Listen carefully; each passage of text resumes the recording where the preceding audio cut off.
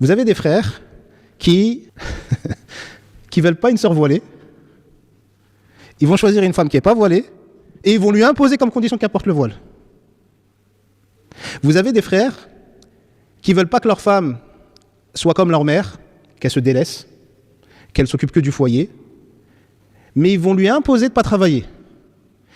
Vous avez des frères, globalement, qui vont délaisser ce qui est disponible, qu'ils désirent, pour aller chercher ce qui est complètement différent de ce qu'ils désirent et imposer à celles qui choisissent ce qu'ils désiraient.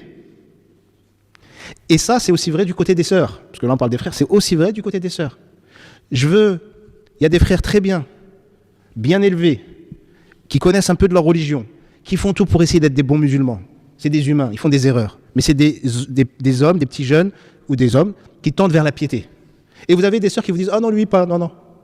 Moi, je veux l'autre là-bas, là. » Et l'autre là-bas qui prie pas, qui calcule rien ou qui connaît rien de la religion, qui a un mauvais comportement, qui se comporte mal, qui est agressif, voire même qui fait des actes illicites, elle va dire « Mais c'est avec lui que je veux, mais je veux qu'il soit pieux. » La notion de responsabilité, elle commence ici, déjà dans le choix du partenaire. C'est d'être responsable sur ce qu'on désire et ce qu'on choisit. Je ne peux pas prétendre vouloir quelque chose et aller dans l'opposé et me plaindre derrière. Donc, si j'ai choisi une femme qui travaille, qui ne participe pas aux finances, qui n'assume pas le foyer et qui, voire même, qui ne pratique pas la religion, si moi j'ai choisi ce type de femme, je ne peux pas venir me plaindre derrière. C'est indécent de venir se plaindre derrière. Vous avez des couples où c'est la femme qui veut travailler absolument. Et l'homme, il ne veut pas. Et elle, a force. Et donc, elle veut non seulement travailler, et lui, il attend qu'elle assume le foyer, mais en travaillant à l'extérieur, elle ne peut pas assumer le foyer comme si elle y était à 100%. Donc lui, il se sent lésé. Elle se sent triste parce qu'elle ne se sent pas soutenue. Problème. Deuxième situation, où la femme, elle ne veut pas travailler. Et c'est l'homme qui l'oblige à travailler. Il faut que tu ramènes un salaire. Il faut que tu ramènes de l'argent pour qu'on ait plus. Ah oui, j'ai oublié de te dire, tu vas ramener de l'argent et en plus de ça, tu ne vas pas délaisser ton rôle au foyer. Hein. Donc tu vas faire comme notre mère faisait qui ne travaillait pas, mais en plus de ça, en travaillant comme notre père. Problème. Vous avez un autre cas de figure où pour les deux, il n'y a aucun problème du fait d'aller travailler. C'est-à-dire qu'elle veut, lui il veut. Les deux, ils sont OK là-dessus. Mais, ils sont OK là-dessus, mais quand ils arrivent à la maison, forcément, ils arrivent en même temps, voire même elle arrive après lui, et lui, il se plaint que les choses ne soient pas faites. Problème. Chaque situation, c'est un problème différent, même si on parle du même sujet. Mais globalement, ce qu'il faut essayer d'entendre, c'est quoi ? C'est qu'à partir du moment où vous faites un choix, il faut l'assumer. C'est-à-dire que si moi je choisis que ma femme travaille et qu'elle choisit de travailler, il faut que j'en assume les conséquences. Les conséquences, c'est qu'elle ne pourra pas gérer le foyer.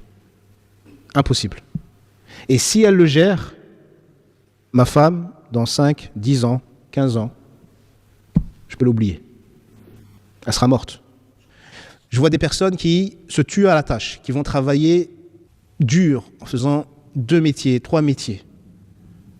Et après, ils vous diront, homme ou femme, hein, j'ai pas vu mes enfants grandir. Ah ouais, c'est normal. C'est logique. Tu peux pas les voir grandir si t'es pas là. Ouais, mais je travaillais pour eux. Pas sûr. Pas sûr. Et même si c'était pour eux, pour qu'ils soient bien, tu leur as donné peut-être un confort financier et matériel. À quel prix ? Tu les as délaissés de quelque chose qui était peut-être aussi, voire plus important, qui était ta présence, ton amour, ton regard, etc. Quand on fait des choix, ça a des conséquences. Il faut juste être conscient de ça et être responsable par rapport à ça. Et d'être conscient que quand on fait une chose,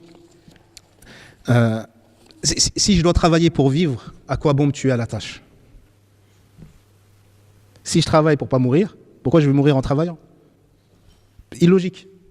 Donc j'ai des priorités. Il faut que je sois au clair sur mes priorités. Et qu'est-ce que je mets en œuvre pour répondre à ces priorités ? Si la priorité, c'est l'éducation des enfants, qu'il faut un peu de financier, mais qu'il faut beaucoup de présence, et qu'il faut ceci, et qu'il faut cela, eh ben, il faut que j'essaie de trouver une solution pour mettre en œuvre ce qu'il faut dans le meilleur cas possible.